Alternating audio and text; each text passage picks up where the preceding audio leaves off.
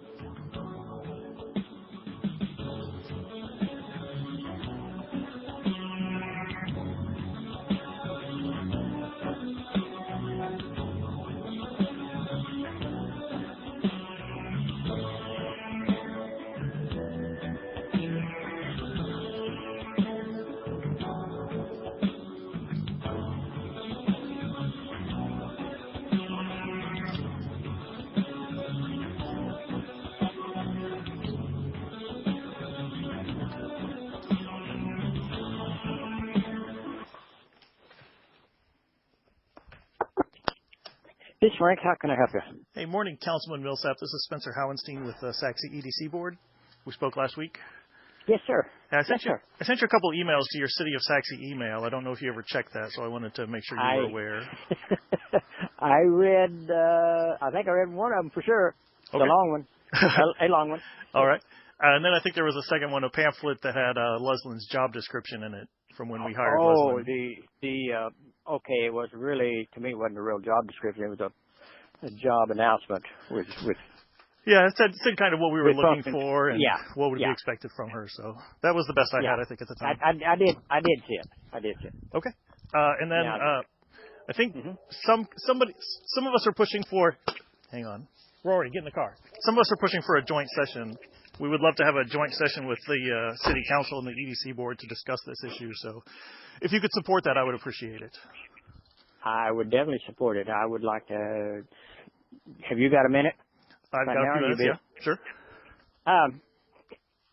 At the chronology of what I'm hearing is if I have this right, is after Brad left and his exit interview, the HR director wrote it up, passed it to whoever was there, and after that was when her last evaluation was done. Yes. And that was you and Gina and Jeff and Marcia and the rest of the board. Okay. Yeah.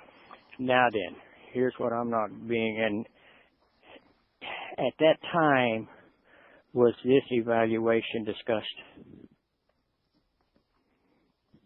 at their performance evaluation interview? Yes. The report of the HR director about Brad's exit interview? Yes, that was discussed. So in February of last year, we had scheduled Leslyn's review anyway. And so this issue came up just a few days beforehand. So we used basically that entire executive session to discuss this one issue of Brad's exit interview. And then we followed up in July with, since we didn't actually get to Leslyn's entire review, we followed up in July with her actual review. And we discussed it again at that point, just what we wanted to do differently going forward with personnel handling. But it was thoroughly discussed in a executive session. Okay, then her performance evaluation at that time or in May or whenever it was you did it again, typical categories, I don't know what you guys do, but typical categories for faculty, or not faculty, but evaluation is exceeds expectations, meets expectations, does not meet expectations, needs or requires improvement, and those things are identified and with timelines given and consequences given. Was that done? Yeah, we did an evaluation form, yes. We used the same one or a very similar one to what the city uses for evaluating the city manager.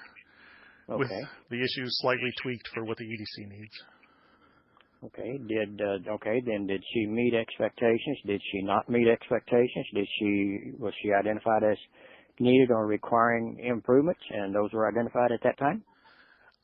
Yes. I don't remember the exact outcome for all the different categories. I would have to ask her to pull that from her records and send it to me. But she was nowhere near being disciplined, and it would vary across categories. Some she exceeded, some she met. and probably on the personnel handling, it would have been, we would like to see improvement. But it might have been, since the issue was resolved at that point, with just lingering concerns about how things would be handled going forward, I don't know exactly where we rated her. Yeah, because this is what I'm seeing. My 40 years in education, doing all this kind of stuff on an annual basis, and working in Oklahoma State and OU and in the physical plant, doing this on an employee basis. If that wasn't done, and they're now using this as their justification for making the changes, that is a potential litigation. Yeah. And I don't really, and that is, and I know what, I know. From what I have heard, I assume what the intended outcomes are going to be. Yes. If you know what I'm saying. Yes. Councilman Bickerstaff called me this morning and said to him it's pretty clear that council would like Leslyn to be discharged. And I don't agree that it's pretty clear from council, because I haven't heard from council. I've only heard from Councilman Bickerstaff. And I don't know that council has a correct understanding of events to even make that determination. And that's a good point that you make that, because I have not been conferred with about that. Yeah, and not at all. So that's why I would like a joint session to clear this up. And I asked Gina, who wrote the rewrite of the bylaws, well, the lawyer did. I said, well, when was that input done by the council? Well, Jeff did that. Jeff talked to the lawyer. So basically, Jeff is making the entire decision, as I see it, yes, and touting it off as this is what the council wants. Yes, which is why I feel we need a joint session to clarify, is this what council wants, and why do they want it? And do they understand what's going on? And if that be the case, and I just between me and you, when he came to visit me week before last, or whenever, the day after you and I talked, I just told him point blank, and he sort of admitted he could have done things better. And I said, you literally didn't do your job, and I'm asking you to simply resign as liaison for the EDC for the better of the SACC, and put your aspirations, personal aspirations aside, and do that. He said, well, I'm probably not going to do that, as you understand. I said, well, I didn't expect you to, but I just want you to be aware of that when this comes up for action at the board, at the public meeting, I'm going to publicly ask you to resign. And say, you've already admitted you didn't do your job. So they didn't put it on the board for tonight. That's good. I appreciate the extra time to get it addressed.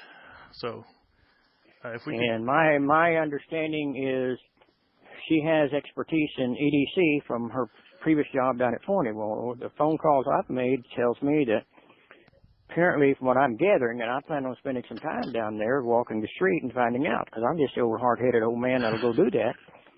And my understanding is the EDC director down there left, and she was assigned to handle the administrative duties in the interim until they found another one. That was lasted about 6 months. Well, that doesn't constitute expertise in EDC to me. Yeah, it doesn't. Doesn't seem to. And if that does, if it's just handling of administrative duties, shuffling papers and signing things is one thing. But what project was initiated and instigated from initial cold contact to fruition of the company moved in and set up business? What progress can she put her finger on? What business did that happen to under her tutelage? Yeah, that to me would be expertise and success. I agree. And I don't know how nasty it wants to get, but you got to stop your foot somewhere. And I'm the new kid on the block, and I don't mind doing it because I definitely don't have any political aspirations. Yeah, that's great. I appreciate if you would be willing to step up. I feel like between you and I, sir, the Councilman Bickerstaff, and even to some extent Gina, are blinded by their personal ambition to take this over. Mm-hmm. And I don't think they're being fair to Leslyn, because they want this for themselves, and she's standing between them. That's my opinion. Well, you know what her game plan is. At least my opinion is she made a comment to me whenever I came on board. I spent a day and a half up there doing orientation with all the divisions and departments of what they do and how they do it and all this and everything. But she made a statement that how pleased she was with Lauren as her assistant. She'd like to groom her into taking a city manager's job at some point in time if she left. So, to me, the game plan is get Gina to be EDC, bring Lauren in as administrative assistant. Before long, she becomes a EDC director, and then she becomes move her up. She's done such a good job, she becomes an assistant city manager, and then right on up the line. Unfortunately, you're doing that at Leslyn's life experience. Yes. This is ruining Leslyn's life, in essence. Yes. And I don't think that's what we want to do. I agree. All right. How are you feeling about the board, or are they willing to just rubber stamp what the Chamber of Commerce are going to say not Chamber of Commerce, what the City Council is going to say they want? And in essence, 2 of your board members are spouses or ex-spouses of Commerce or Chamber councilman members. Do you think they're going to have the moxie to stand up and say, hey, wait a minute, let's redo this? I think we will stand up and say this is not what we want, but if the city council, if at least 4 members of the city council have lost faith in Leslyn, then it would be difficult to go forward with her in the face of council pressure to remove her. Well, yeah, now that's my point is at this, when this all happened between Jeff being liaison and Michelle being on the board, on your advisor, your group, and Watkins and Chancey's wife being there, you had 4 members already that were there that didn't say that she wasn't meeting muster and she needed to be replaced. That's correct. And now all of a sudden she doesn't, and the same people are sponsoring. What precipitated this change? Because this action between her and Brad can't be used for that, because that was already public knowledge and it wasn't used then. I agree. So I think, I don't know if you feel like talking back to Jeff and tell him you talk to me, and just tell him point blank, you talk to me. And I said, the board, city council doesn't feel that way. At least I don't, because I wasn't consulted in it. So if he's making that statement to you, he's consulting with city council behind my back, and that's not supposed to be happening by state law. That's correct.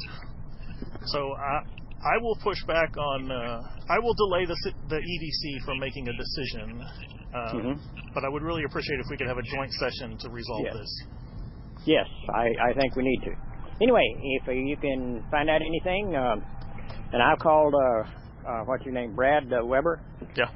And left a message for him twice, and he hasn't bothered to call me back, so apparently he doesn't want to talk to me. All right. Well, I appreciate the effort. That was a good attempt. Well, if you don't ask, you don't get questions. You don't get answers. Yeah. And there's too many questions out there that aren't being answered. Yes, there are. And I think it's time you quit throwing political correctness out as an excuse to do things in a certain way, and we begin to realize there's a difference between doing the right thing and trying to do things right. Yes, sir. And I don't know that some of us realize the difference. Is that a fair statement? That's a fair statement, sir. Okay. All right. All right. Thanks for your time today. Thank you. And bye. Bye.